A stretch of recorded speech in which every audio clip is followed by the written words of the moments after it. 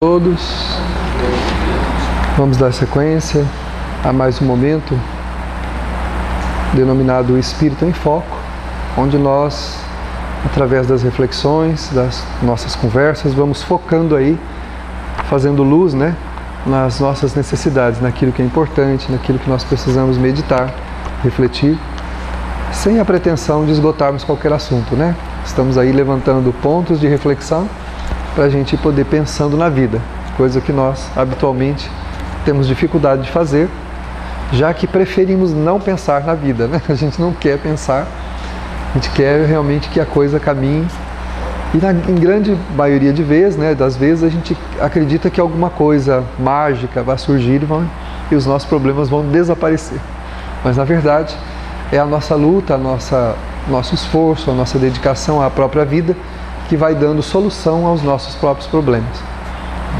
Então nós estamos para as nossas conversas, seguindo a obra O Autodescobrimento, uma busca interior, que é da série psicológica, da psicologia interpessoal de Joana de Ângeles. Nós estamos aí conversando a respeito. Estamos ainda já no finalzinho do item, transtornos comportamentais, onde a Joana vem conversando conosco através dessa mensagem, a respeito das dificuldades do comportamento, dos transtornos que surgem no nosso comportamento, que na verdade têm raízes profundas em nós mesmos, no eu eterno, nas nossas experiências passadas, naquilo que nós vamos cultivando como vida, conscientes ou não, já que o nosso inconsciente age de maneira significativa na nossa vida, de maneira que aquilo que nós não conhecemos de nós mesmos praticamente nos domina, controla a nossa vida. E o que a gente conhece, a gente não domina, pouca coisa a gente domina daquilo que a gente conhece, da própria vida. Então, a gente conhece o nosso temperamento, sabe muitas coisas dos nossos desejos, das nossas vontades, mas em grande parte das vezes a gente não controla isso.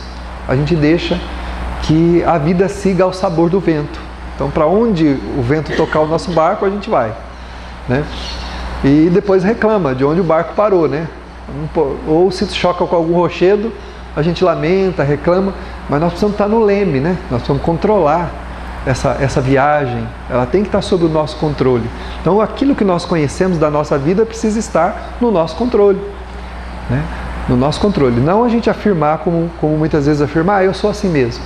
Esse é o meu gênio, essa é a minha forma de ser, esse sou eu. Então, se eu sei que esse sou eu, então eu preciso trabalhar para modificar esse eu, modificar isso que eu conheço de mim mesmo. Já que o conteúdo mais profundo, mais delicado, mais compacto, eu não conheço, porque isso faz parte do meu histórico espiritual, daquilo que eu trago como vida até hoje, que eu fui adquirindo ao longo das minhas reencarnações. O nosso comportamento, nós manifestamos o comportamento de maneira muito diversa, A gente tem muitas formas de se comportar. E os transtornos revelados nesse comportamento indicam que existe um ser que precisa ser transformado, existe uma natureza que precisa ser modificada, reformada, trabalhada, para que esses comportamentos, então, modifiquem e também não criem novos problemas para o futuro, Porque as nossas ações de agora, elas vão ser consequências para a frente, Então, a Joana, nós estamos falando exatamente da parte onde a culpa entra, Nosso nível, muitas vezes, de culpa abre comportas para percepções mais delicadas. E nós começamos a experimentar, então, induções telepáticas que vêm do mundo espiritual, aumentando na criatura que já tem algumas síndromes, por exemplo, o pânico, o medo, o desespero, aumentando esse medo, aumentando o desespero, aumentando a angústia, por conta de aberturas que nós vamos dando em decorrência da culpa. Culpa conhecida e desconhecida. A culpa conhecida é aquela decorrente das ações do hoje, que mesmo a gente sabendo que está errado, a gente faz e depois entra no processo da autopunição. Esse trabalhar da culpa, eu sou culpado, eu não valho nada, eu não presto, eu sou assim mesmo, esse processo todo que nós vamos trabalhando, eu não tenho jeito, aquelas sentenças que a gente lavra contra si mesmo, eles vão abrindo percepções para os seres perturbadores do mundo espiritual, até mesmo aqueles cobradores do passado, que nos encontram através da culpa e abrem sintonia conosco, afligindo-nos mais ainda, criando-nos mais transtornos e dificuldades do que aqueles que nós já possuímos. E tem também a pessoa que fala assim, mas eu faço tudo certo, eu não me lembro de nada de errado que eu fiz, eu procuro ser correto, procuro fazer tudo certo, e faz mesmo, né? Dentro do possível, a pessoa leva uma vida mais ou menos equilibrada, mas tem transtornos também, tem aflições, tem angústias. De onde é essa angústia então? Já que eu não me lembro de nada que eu esteja ostensivamente fazendo. Essa culpa é do passado. Então são aqueles processos depressivos sem explicação, aqueles medos, aquelas angústias, aqueles pesares, aquela melancolia mais profunda que a gente sente e não sabe de onde ela vem. Geralmente, esses são processos mal resolvidos ou não resolvidos do passado, que cabe-nos agora providências. Como é que nós tomamos providência em relação a isso? Tanto quanto para o conhecido quanto o desconhecido, nós temos que alterar a nossa caminhada e principalmente adotar comportamentos novos dentro do âmbito da caridade, do amor ao próximo, da dedicação ao semelhante, da preocupação em vivenciar o bem, para que nós possamos colocar pontos que contrapõem essas ideias, que entrem no sentido de dizer a esses pensamentos que a gente tem íntimos, eu valho alguma coisa sim. Eu posso ter errado, eu posso ter me enganado, mas eu estou mudando. Eu quero ser uma pessoa diferente. O trabalhador do bem, ele está dizendo a si mesmo, eu quero ser uma pessoa diferente. Eu não quero mais ser a mesma pessoa. Eu não quero ser aquela pessoa que prejudicou, que malbaratou a lei divina, que desrespeitou o semelhante, que fez tudo errado. Eu quero ser uma pessoa de bem. E esse é um direito que Deus nos concede, de mudar, da mudança. Então, quando nós adotamos a mudança, no sentido do bem, nós dizemos a nós mesmos que nós temos valor sim. Nós dizemos ao nosso inconsciente, eu valho alguma coisa sim. Errei, mas posso mudar, posso melhorar, quero mudar. Agora, aquele que se encarcera na lamentação, a culpa então toma forma no psiquismo, os clichês do passado emergem, não são conscientes, ficam na base da nossa mente, alimentando a nossa aflição e desespero. Como nós não tomamos providência nenhuma para mudar, nós paramos a nossa vida. Paramos e ficamos ali a observar aquelas imagens ruins, aquelas ideias angustiosas, cheias de desespero, e não caminhamos. Então, apesar dessas imagens, apesar dessas ideias, apesar dessas aflições, novas medidas adotadas, novo comportamento, faz com que nós mudemos a nossa visão a respeito de nós mesmos. Nós mudamos a visão. Porque dos outros a gente consegue até mudar. É fácil aceitar os outros, compreender os outros, ou criticar os outros, achar defeitos nos outros. Difícil fazer isso com a gente mesmo. É muito mais fácil, às vezes, aqui perdoar do que perdoar-se. É muito mais fácil. A gente, às vezes, consegue aceitar a pessoa, compreendê-la, mas tem dificuldade de perdoar-se. Eu não podia ter feito isso. Sabe por que a gente diz que não podia ter feito? O orgulho. O orgulho por quê? Porque toda vez que a gente erra e aquele erro torna-se público, ou pelo menos dentro do seio de algumas pessoas com quem nós convivemos, nós temos a impressão de que o nosso prestígio diminuiu, de que o respeito, a visão como a pessoa nos enxerga foi encolhida, foi diminuída, foi estreitada. E essa preocupação, fruto do orgulho, faz com que a gente então sofra profundamente. Por isso que é mais fácil ficar lutando, autopunindo-se, para despertar a piedade dos outros. Para despertar a piedade dos outros. Quantas vezes a pessoa erra, ao invés de pedir perdão para o outro, para o seu erro e mudar a conduta, ela fala assim, tá vendo? Olha o que eu fiz para você, eu não presto, eu não valho nada. Para não precisar pedir perdão para o outro, para não precisar pedir desculpa.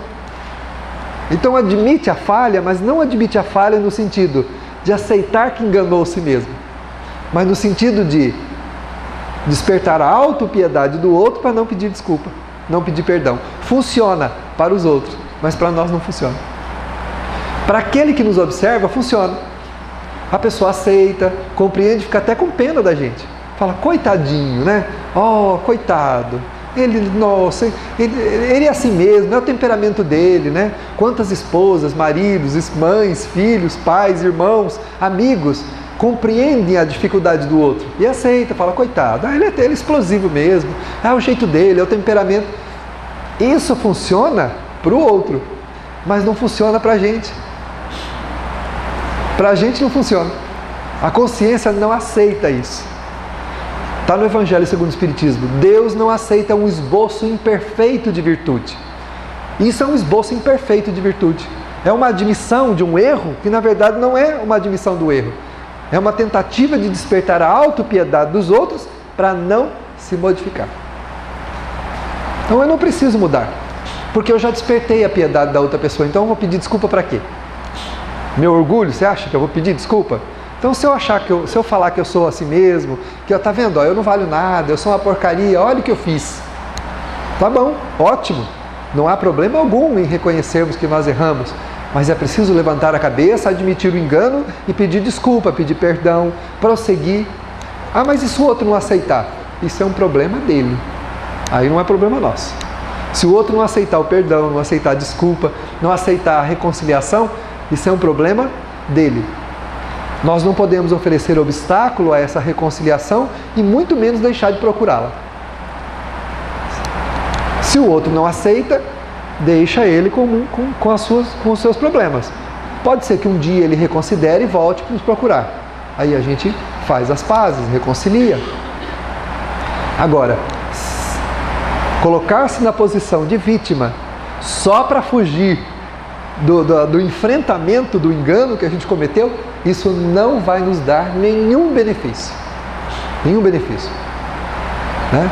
Tem uma crise de explosão em casa, taca o prato na parede, quebra o prato, derruba, né? Quebra, dá um murro na porta, destrói as coisas e depois é um ato insano, né? É uma insanidade. Aí a pessoa simplesmente ela se retrai falando, tá vendo, ó? É o meu temperamento, eu sou muito nervoso, eu não tenho jeito. Onde que eu vou parar com isso? Essa porcaria de vida. Para que o outro fale, não, tá tudo bem, não aconteceu nada. Foi só uma portinha de vidro que quebrou, né? Foi só aquele jarro que a gente pagou uma fortuna nele que você quebrou, né? Foi só a criança que você espancou sem nenhum motivo, né? Foi só o gato, o cachorro que você chutou gratuitamente. Foi os palavrões, as palavras menos dignas que saíram da boca da gente indevidamente. Foi só isso, então tá tudo bem. Para o outro funciona. Para nós, não funciona. A consciência registra isso como mais um fracasso. Mais um fracasso. E a pessoa vai ficar depois muito pior do que está. Por isso disse Jesus, reconcilia-te com teu adversário. Ele não falou para você despertar autopiedade de ninguém, para eu despertar autopiedade de ninguém, para a gente abandonar as coisas. Reconcilia. E às vezes é preciso fazer reconciliação com a gente mesmo. E fazer reconciliação consigo mesmo é admitir o engano, admitir o erro, reconciliar-se consigo e com o outro. Enquanto estamos a caminho. Não só com a outra pessoa, mas enquanto estamos também caminhando nesta vida. Porque se nós passarmos para a vida espiritual, nesse momento ou daqui a pouco, dentro de um processo de engano, nós vamos sofrer muito. Porque a gente vai querer voltar para virar a página, para tentar consertar, apagar aquilo lá, escrever outra vez, não tem mais jeito. Aí não dá. Aí só numa outra oportunidade. Né? Então é importante que a gente reveja esse comportamento. A autopiedade, a autocomiseração, não funciona.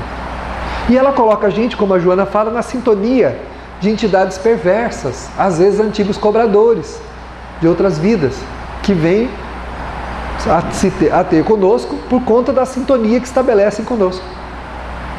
O Emmanuel fala numa mensagem, até eu vou distribuir para o grupo essa semana, que eu recebi, falando várias vezes dela, essa mensagem chegou a mim, chegou ontem para mim na minha caixa postal, na minha caixa de e-mail. Se a vida chegar para te cobrar um débito e te encontrar trabalhando, o débito é suspenso indefinidamente.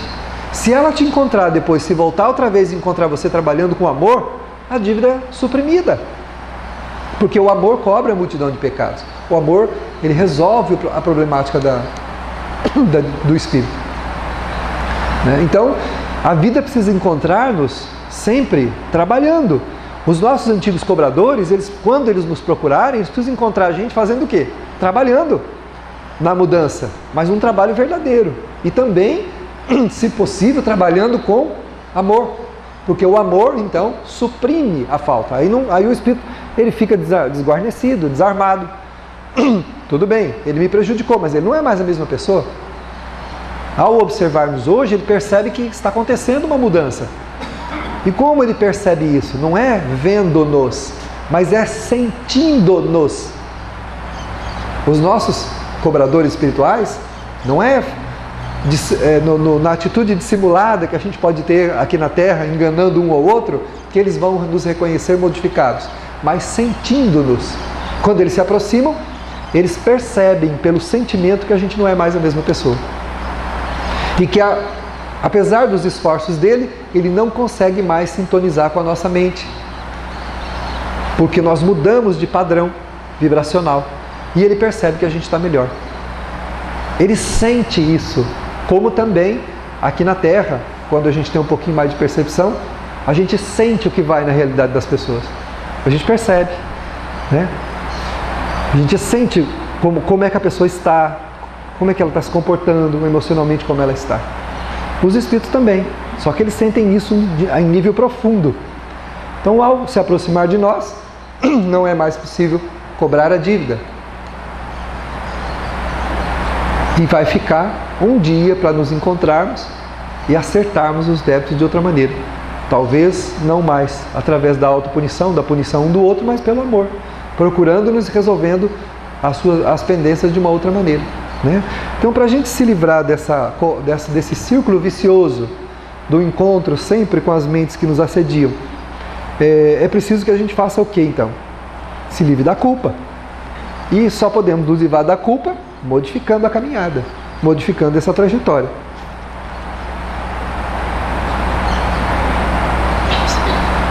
Não podemos desconsiderar o quê? As causas geradoras dos transtornos comportamentais, tradicionalmente adotadas pelas ciências psíquicas, não se podem descartar as de natureza espiritual. Claro que mesmo que um mal seja identificado na mente, né, que a pessoa tenha realmente um problema, uma doença psíquica, uma doença mental, não podemos descartar ali a ação espiritual, obsessiva, por imposição, muitas vezes, do fenômeno da própria reencarnação ou por ação de espíritos desencarnados. Então, a pessoa pode trazer o processo da mente desorganizada por um contingente reencarnatório. Quem muito mal baratou pode ter os seus equipamentos psíquicos destrambelhados. Quando o espírito reencarna com a mente destrambelhada. Mas por quê? Porque usou mal. Porque a má utilização da mente sem providências para mudar levou o espírito a assumir as consequências na sua totalidade. Nós não precisamos reencarnar doentes da cabeça, doentes da mente, doentes das emoções. Mas se nós não tomamos providências para irmos reconciliando no caminho, reconciliando conosco, reconciliando com o próximo na caminhada, provavelmente reencarnamos com vários distúrbios comportamentais e emocionais. Embora exista o componente físico, que a ciência localiza lá o probleminha no cérebro, o problema não é só o componente físico, tem também aí a ação espiritual. Toda a ação mental acaba tendo um componente obsessivo, que acaba trazendo dificuldades ao espírito, trazendo angústia, duplicando o seu tormento. Por isso que nós comentávamos na semana passada, que é importante que a pessoa que tenha qualquer transtorno emocional, mesmo psiquiátrico, mesmo aquele que é o chamado alienado mental mesmo, que está louco, não tem nenhuma consciência da vida, é importante orar com ele, fazer leituras com ele, meditações com ele, porque o espírito está registrando tudo. A alma propriamente nunca enlouquece. Os nossos equipamentos físicos e perispirituais podem se destrambelhar, mas o espírito, em essência, nunca está louco. Então ele está absorvendo toda aquela informação que ele vai recebendo. Por isso que nós temos que orar com ele. Já ouvi gente dizer assim, não vou visitar fulano porque ele não percebe nada. Para quê? Fulano está em coma, ele está lá deitado, para que a gente vai fazer visita para ele? Engano. A alma nunca está em coma. O espírito nunca perde a sua lucidez, em nenhum momento. Então, seja em que campo for, orar com alguém é sempre muito produtivo. Então o Dr. Bezerra diz no livro A Loucura sobre o Novo Prisma, ele fala, busca orar, busca meditar, busca evangelizar aquele que traz um transtorno mental, comportamental, emocional.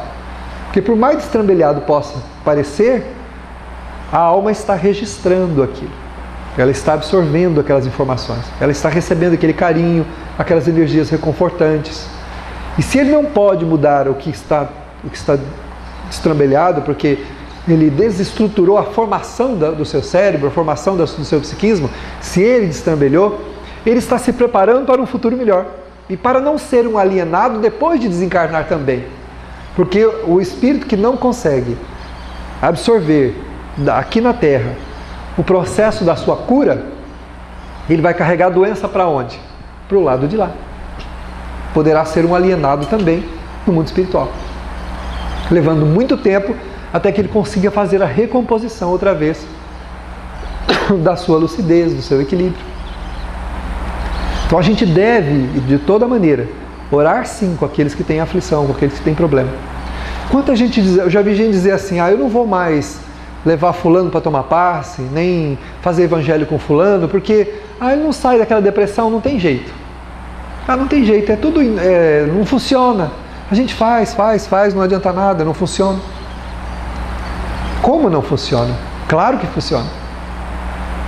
Tudo que essa pessoa está recebendo está sendo feito o quê? Um trabalho profundo, delicado com a sua alma. Claro que é ela que vai ter que sair. É ela que vai ter que emergir. Ninguém arranca ninguém de lugar algum. Se fosse assim, como Deus não deixaria nenhum de nós passar por dificuldade nenhuma. Ele envia recursos, mas somos nós que temos que nos movimentar na direção da cura, da melhora.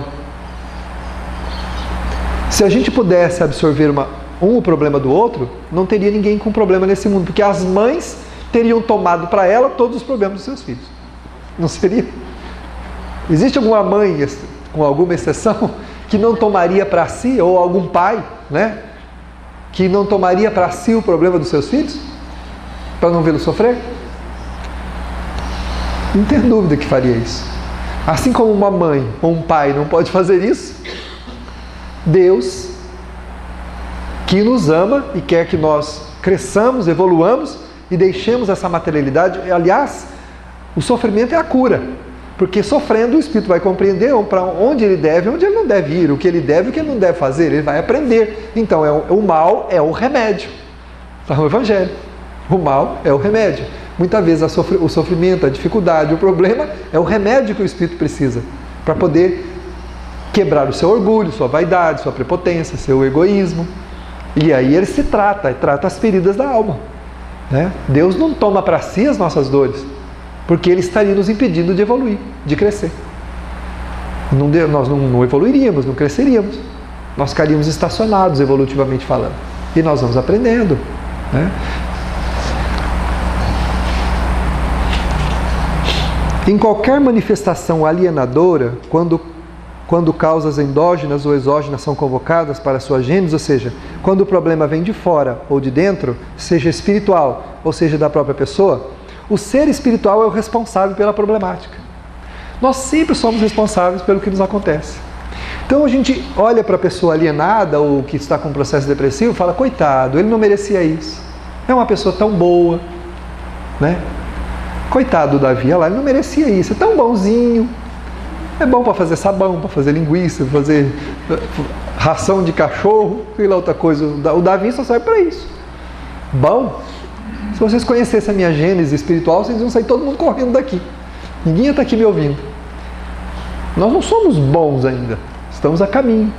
Quando chamaram Jesus de bom, ele não aceitou.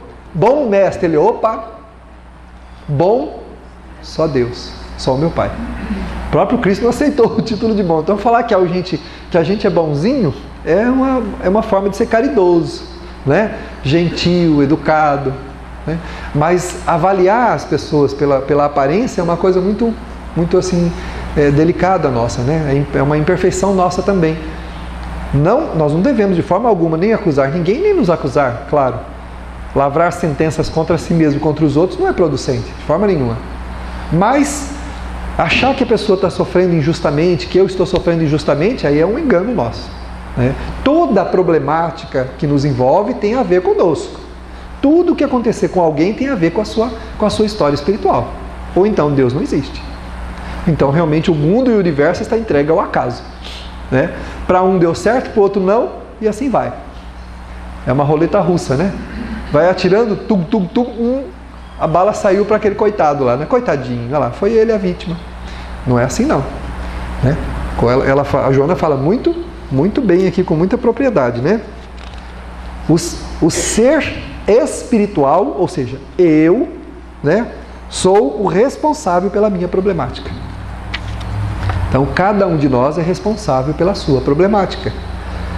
Manifeste-se ela em qualquer etapa da sua vida. Vocês sabiam que existe obsessão no berço? Crianças obsidiadas, bebês obsidiados.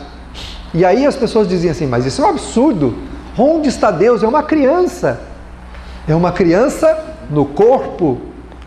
É um espírito eterno, mais velho do que eu. Está lá o meu filhinho, né, que tem lá 1 mês, 2 meses de vida, desesperado por uma ação obsessiva, mas ele é mais velho que eu. Bem mais velho espiritualmente que eu. Então o espírito carrega a sua história espiritual. E não importa a fase em que ele se encontre, quando o perturbador, né, a vítima encontra o seu algoz, ela quer o quê?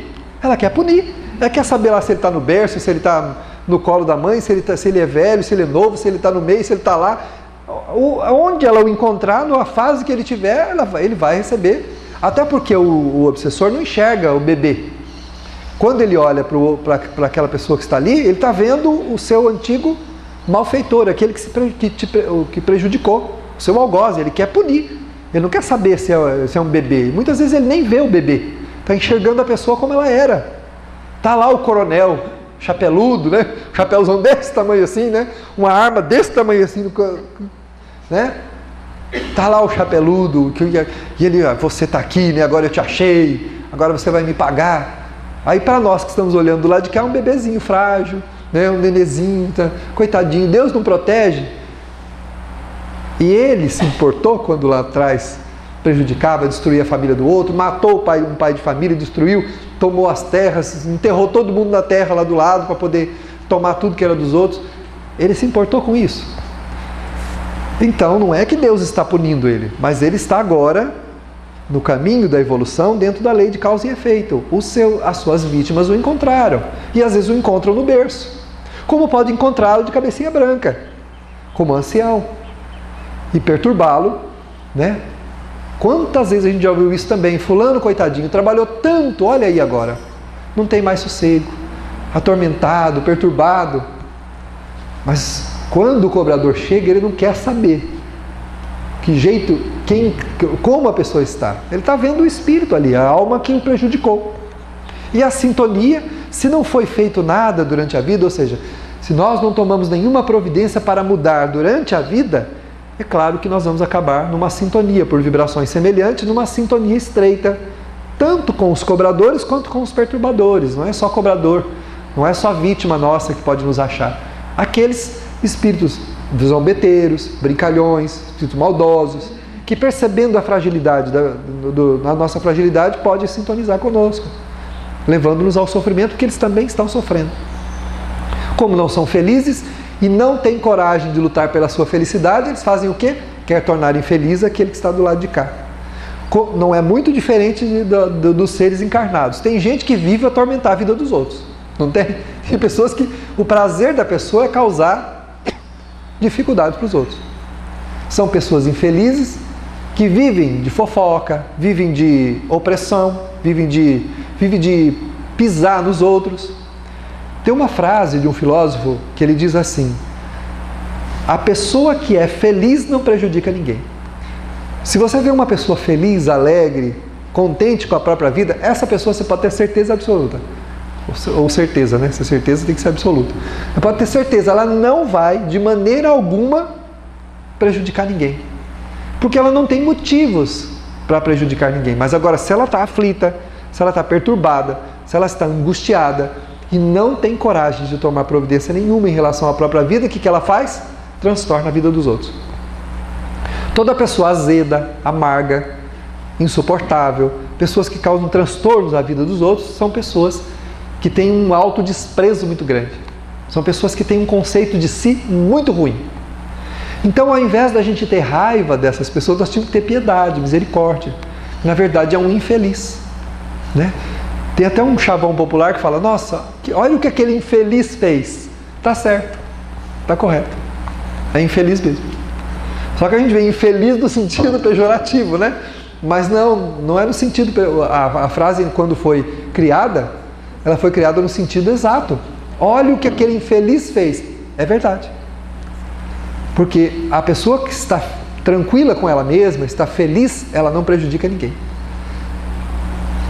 Basta a pessoa ter um probleminha, ela vira um bicho. Tentando administrar os seus problemas, muitas vezes o espírito atira para todo lado. Não conseguindo resolver as suas coisas, ele quer transtornar a vida de todo mundo que está à sua volta, criando dificuldade, o que vai aumentar ainda mais o seu pesar. Porque fazer o mal não faz bem. A gente, é como aquela história, né? A gente faz tudo errado e quer que o fim seja bom, né? Faz tudo errado no caminho, aí quer que o fim seja bom, né? Plantei carrapicho para todo lado, aí volto daí um tempo, lá uns meses, quero colher arroz, quero colher frutos, mas eu plantei carrapicho. Mas tinha que dar certo. Mas tinha que dar certo por quê? Como as pessoas que esperam um milagre da vida, não tomam providência. Eu não tomo providência em relação à minha própria vida para tentar buscar alguma coisa e acho que as coisas vão cair do céu para mim. A hora que chega na hora da colheita, o que eu tenho? O que eu plantei. A sementeira é livre, mas a colheita é certa. Eu vou colher o que eu plantei, não há alternativa. Fazer tudo errado no caminho e querer que no final dê tudo certo é uma grande ilusão nossa, né? Pessoas que conduzem os seus negócios de maneira inescrupulosa, de maneira indevida, acreditando que vai acontecer algum milagre lá na frente, que o fim possa ser bom. Ou seja, eu vou fazendo tudo errado, mas lá no final eu quero que dê certo. E quando não dá certo, acusamos Deus de ser injusto conosco, sem avaliarmos a caminhada. Quando nos vermos lamentando na vida, reclamando da vida, blasfemando contra Deus, é bom a gente parar e observar que se não foi nessa, foram nas outras. Nós conduzimos tudo errado. Ou pelo menos, uma grande parte foi conduzida errado. E hoje a gente quer que dê certo. Então agora é hora de fazer o quê? De recompor, de reestruturar a vida. Se o vaso se quebrou, o que agora é hora de fazer o quê? É hora de colar os cacos. Talvez vá faltar algum pedacinho ali, né? Mas a gente vai ter que dar um jeito. Vamos ter que colar os cacos. Não adianta ficar no chão blasfemando contra Deus. Olha que porcaria de vida que é a minha. Olha que droga. Olha que coisa. E reclama e lamenta e briga com Deus. Vocês acham que Deus está preocupado que a gente briga com Ele? Ah, Deus castiga. Não castiga. O homem é que perde quando perde a sintonia com Ele. Esse é o problema. Quando a gente mantém o fio de esperança, o fio de amor ligado a Deus, de otimismo, de esperança, de alegria, nós nos beneficiamos do que vem de Deus. Quando nós rompemos com essa ligação, o problema fica para nós. Nós ficamos sozinhos, angustiados, amargurados, e o peso aumenta. Aumenta e as dificuldades, elas tomam um vulto muito maior do que elas são. Nós precisamos manter esse fio conectado com o Criador, né? Um fio de esperança, de verdade, de ternura, para que a nossa vida possa ter uma caminhada, uma condução positiva. Senão, as coisas não vão caminhar bem. Nós somos os responsáveis por essa caminhada. A ajuda que a ciência nos dá para tratar as nossas enfermidades emocionais, ela é muito profícua, sem dúvida, mas ela não erradica o mal. Ela não tira a gente do lamaçal, porque nós é que temos que sair de lá. É como alguém que estivesse dentro de um poço de lama, né? E chorando, reclamando, e ela tem que dar alguns passos do poço de lama para sair dele, para depois receber o banho reconfortante, que vai tirar-lhe a sujidade. Mas lá não dá, porque se você tentar lavá-lo lá, vai continuar sujo. Saia do poço, né? Saia da lama. venha, aí sim, quando a gente sai da direção. A medicação ajuda a gente a lidar com os efeitos e trata algumas patologias quando elas são enfermidades físicas mesmo. Mas mesmo assim, a raiz do problema é no espírito. O agente que gerou aquela desconformidade na matéria é da alma, é do espírito. E mesmo com o processo agravado, quando o espírito procura a ajuda do bem, ele muda completamente. Nós temos um caso que a gente acompanha já há algum tempo, de uma pessoa que tem um filho, ele tem esquizofrenia, um quadro assim bem acentuado de esquizofrenia. Porém, quando ele recebe a terapia espiritual, quando ele recebe o tratamento na doutrina, com o passe, com a evangelização, ele se acalma muito. A mãe disse assim, tem momentos em que eu acho que ele não tem nada. Ele age com naturalidade. A gente percebe os distúrbios, né? Que é muito natural da doença. Mas quando cuidado à luz da espiritualidade, né? A busca do passe, da meditação, da oração, da prece que é feita junto com a pessoa, ela se acalma, ela se tranquiliza. Por quê? Porque o componente que é o agravante, né, que é o componente espiritual, que é o componente dele mesmo e também até o obsessivo, relaxa. Ele se desconecta.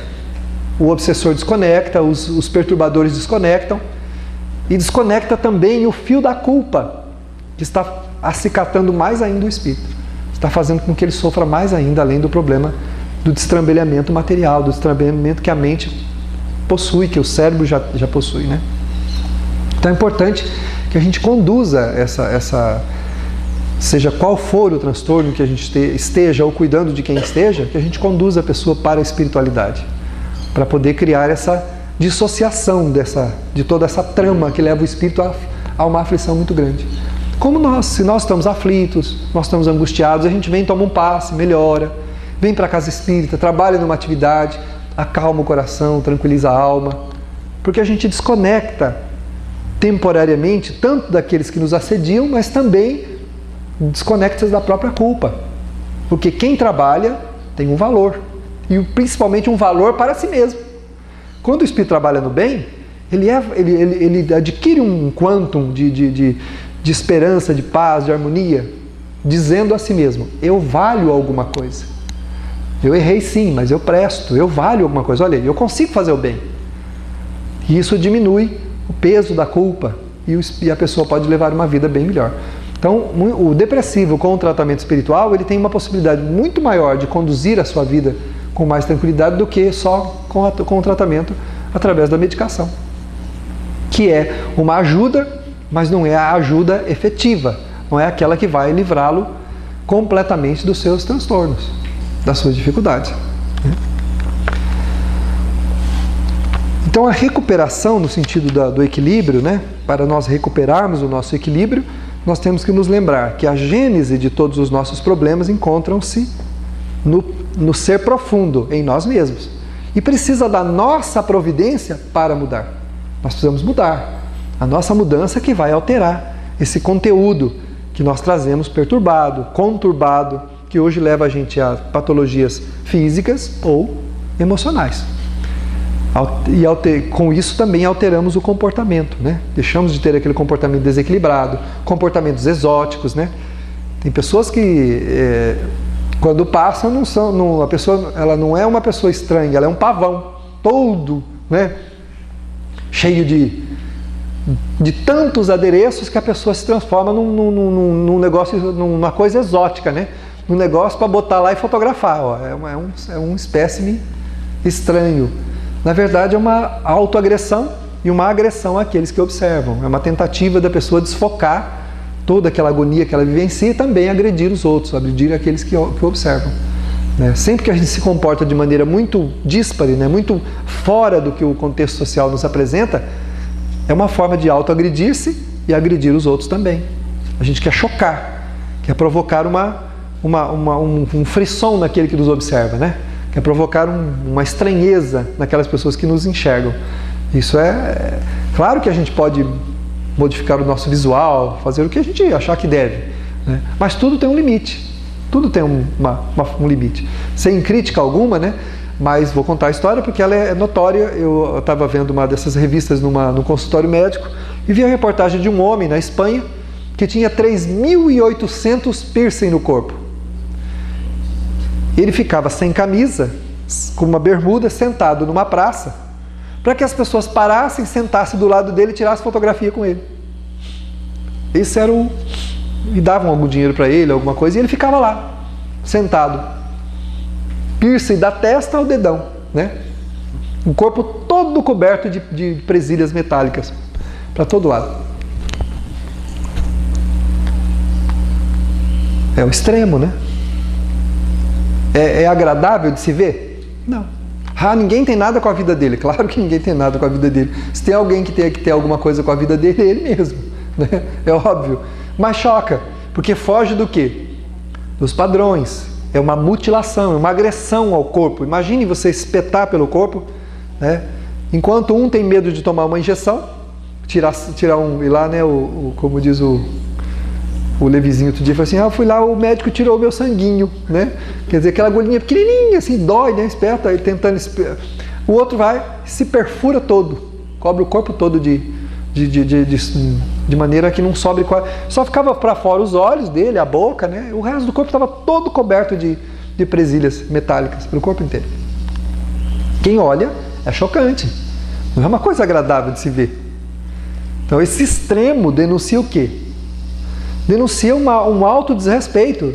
O espírito se desrespeita a tal ponto que ele precisa chocar os outros e chocar-se também, né? Ele precisa fazer alguma coisa bem agressiva para punir-se, para ficar com uma imagem chocante diante de si mesmo, né? Então, esse posicionamento não é um posicionamento para resolver aflições, não é um posicionamento para resolver insatisfações, né? Recentemente uma mãe me procurou dizendo que o filho havia suicidado, depois de ter, ele completou 27 anos, depois de ter uma vida completamente, assim, ela diz assim, meu filho teve uma vida anormal, ele fez de tudo, ele virou do avesso como ser humano, ele fez de tudo. Tudo que você pode imaginar para chocar os outros, para chocar a nossa família e deixar a gente com piedade dele, ele fez. Ele só não tomou uma providência para buscar a resolução dos seus problemas. Quando chegou a um limite, não tinha mais o que fazer, por fora, destruído por dentro, procurou, então, o suicídio como uma forma de livrar-se daquela aflição, daquele processo angustioso em que ele vivenciava, né? Depois de ter feito tudo que se imagina, ela falou, de comportamento, no corpo, o que você pode imaginar, ele fez, com 27 anos. E ela temia muito que ele fizesse isso. Ela percebeu que ele ia indo para um poço, para um buraco onde ela não sabia se ele ia sair lá de dentro. E ela disse assim, ele sempre foi uma pessoa muito desejada, muito amado. Tanto eu quanto meu esposo, os outros meus filhos, tinham um amor muito grande por ele. Todos cuidávamos dele. O único que não cuidava de si mesmo era ele, né? É aquilo que nós colocamos no início, né? Que a gente sempre fala. A gente quer despertar a piedade dos outros, mas não trabalhando a própria mudança, mesmo que os outros tenham piedade de nós, isso não vai fazer nenhuma diferença para nós. Ser amado não faz diferença nenhuma para ninguém. O que faz diferença é amar. Quando eu me dedico ao semelhante, quando eu amo, quando eu me proponho servir, me proponho me tornar útil, quando eu consigo, apesar das minhas limitações, porque tem um monte de gente que dá exemplo disso, criaturas que não teriam motivo para sair da cama, não teriam motivo para sair da porta de casa, pessoas que nascem faltando órgãos do corpo, faltando pedaços, faltando braços, faltando pernas, dão lições de vida para a humanidade inteira. E a gente fica lá preso em casa, reclamando, lamentando, chorando, não sai da porta da casa para fora. E acha que as coisas vão resolver de maneira automática e que o mundo é culpado da nossa dificuldade, né? Então há uma diferença entre o espírito que reconhece a sua limitação, a sua problemática espiritual e quer mudar. E essa mudança, ela nasce dentro da proposta de fazer alguma coisa para os outros, de amar. A única coisa que pode nos liberar, muito mais do que das mutilações físicas, né, da falta de um órgão, da falta de alguma coisa em nós, é justamente a gente amar o outro do jeito que a gente é, da forma como a gente está. Não é importante se as pessoas gostam da gente, se elas acham a gente bonitinho ou feinho, né, mais ou menos, se elas gostam da gente, se concordam com a nossa opção de vida, isso não é importante. Mas a maneira como nós enxergamos a vida, como nós amamos, como nós fazemos para os outros, como nós entendemos os outros, isso é muito importante para nós. Aí sim. Me lembro de uma observação de um espírito, quando nós estávamos atendendo a uma pessoa, e ele disse assim, o espírito amigo disse assim, essa pessoa não gosta de si mesma. E está se destruindo por isso. Aí o espírito completou a frase dizendo assim, o que nos destrói ou nos constrói não é o que os outros pensam a nosso respeito, mas é o que nós pensamos a nosso respeito. Isso nos constrói ou nos destrói. Se todo mundo achar que eu sou maravilhoso e eu achar que eu sou uma porcaria, qual é o parecer que vai prevalecer para mim? Que eu sou uma porcaria. Agora, se todo mundo me acha uma porcaria e eu acho que não, que eu tenho valores, eu não sou perfeito, mas eu tenho valores, então vai prevalecer qual opinião? É essa opinião, a de que eu tenho algum valor. Embora muita gente possa achar que eu sou uma porcaria, porque eu não atendo aos anseios deles. As pessoas, como você não atende às vontades delas, como você não faz como elas gostariam que fizessem, não se comporta como os outros gostariam que você se comportasse, eles olham para você com desprezo e te acham, às vezes, uma pessoa inferior. E não quer dizer que seja verdade isso, né? O que vem dos outros deve servir sempre de parâmetro para a gente fazer a nossa avaliação, a avaliação do nosso sentimento, da condução da nossa vida. Mas nunca como parecer final para a gente se construir ou se destruir. Mesmo que as pessoas tenham razão. Nós chegamos à conclusão então que realmente tem alguma coisa errada em mim que está fazendo com que todo mundo me enxergue dessa maneira. O que eu posso fazer? Mudar. Então tá bom. Então eu vou ver o que eu posso fazer para mudar isso. Então continua prevalecendo o quê? A opinião que eu tenho a meu respeito. Essa prevalece, de qualquer jeito. Por isso é que amar é o grande segredo da mensagem de Jesus, né? Saiu aí um tempo aí chamado O Segredo, tal do segredo do todo o universo, quando na verdade o segredo já tinha sido revelado há muito tempo por Jesus, que é o amor, né? Todas as leis existentes no universo giram em torno desse sentimento do amor. Por isso é que no Evangelho segundo o Espiritismo nós encontramos a assertiva, né? É uma assertiva. Feliz aquele que ama. Só tem um jeito de ser feliz, amando, não é sendo amado. Claro que é bom você ser amado, ser cuidado, estar confortavelmente instalado em uma vida como a gente gostaria, mas isso não deixa a gente melhor e nem pior. O que deixa a gente bem é o alto amor. É o amor que se tem por si mesmo e o amor que se tem pelos outros. Isso faz a pessoa feliz. Porque a gente percebe os grandes homens da humanidade, os seres humanos bons, eles não dependiam de ninguém para fazer o que fizeram. E foram para lugares, muitas vezes, cuidar de gente que nem sabiam quem eles eram. Nem o que eles significavam, nem o que eles queriam. Mas aos poucos, amando, eles ajudaram toda aquela gente e foram imensamente felizes, deixando uma história de amor para a humanidade copiar, para a humanidade seguir. Quando a gente observa a vida da Madre Teresa, é um espírito extremamente lúcido, muito segura do que ela queria. A gente reclama, eu sou tão inseguro, né? Não consigo fazer as coisas que eu queria fazer. Onde é que está a nossa vontade? A nossa determinação. A gente só faz o que quer, só o que quer. Nós precisamos direcionar, como nós falamos na semana passada, disciplinar a vontade. Para onde eu quero direcionar a minha vida? Para onde eu quero direcionar os meus sentimentos? E fazer todo o esforço possível. Como disse Allan Kardec, que o verdadeiro espírita ou o verdadeiro cristão não é aquele que já fez a sua transformação moral. Na Terra não encontramos alguém assim. Mas é aquele que faz grandes esforços para domar as suas más tendências. Então, para onde eu quero direcionar a minha vontade? Tenho que fazer esforços. Tenho que direcionar meu sentimento na direção da minha mudança. Agora, tem um preço a pagar do desconforto de muitas vezes não ser compreendido, não receber o que você gostaria de receber, não receber o afeto, não receber a compreensão. Mas nada disso é importante. A direção do amor é a direção que vai nos liberar das culpas. Essas culpas que ainda nos prendem tanto aos porões da inconsciência. Nós somos prisioneiros, algemados aos porões da nossa inconsciência, de onde procedem os feitos do passado, que ainda controlam a nossa vida presente, porque não estamos tomando providência daquilo que nós conhecemos da vida. Do que nós conhecemos da nossa vida, nós precisamos tomar providência. E a gente ainda não tomou essa providência.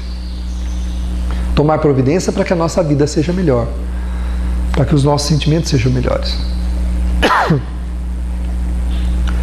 E assim fazendo, nós estaremos então começando a acender luzes como uma pista de pouso de uma grande aeronave.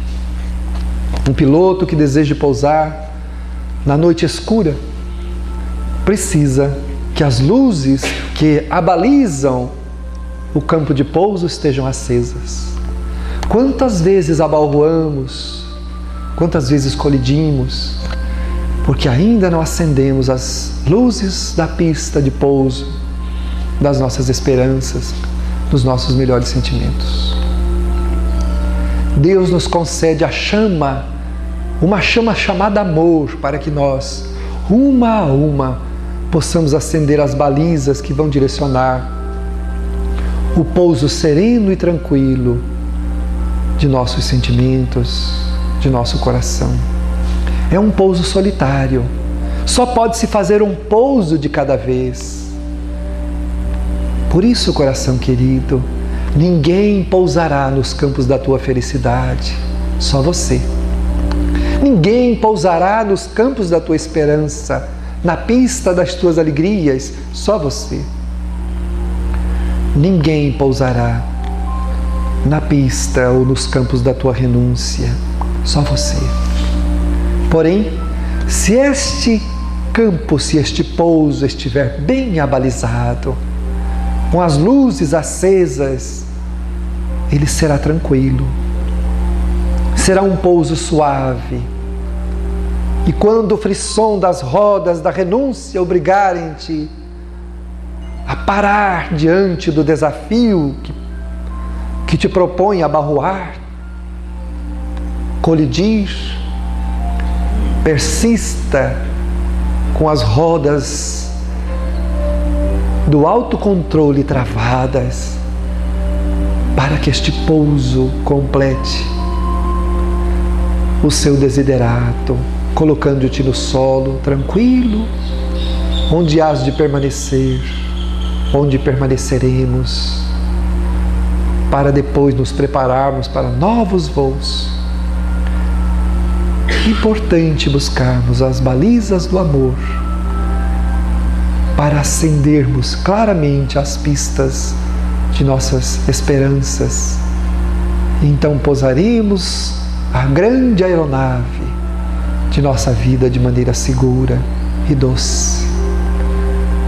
E quando desembarcarmos ao final deste pouso, Jesus estará de braços abertos a nos aguardar e a dizer: muito bem, fizestes bem a tua viagem. Ouçamos a voz veneranda e doce do amado Senhor: vinde a mim. Se você está aflito e sobrecarregado, eu te aliviarei.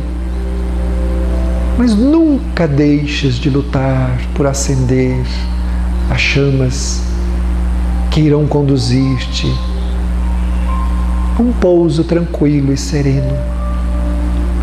Mesmo que a viagem tenha sido tumultuosa, mesmo que na viagem alguns frissons agitaram os teus sentimentos. Muito obrigado, Senhor, pela oportunidade. Fica conosco agora e sempre. Vós que pousaste nos braços da cruz para nos trazer a luz, para nos trazer a esperança, para nos trazer a alegria de viver. Assim seja.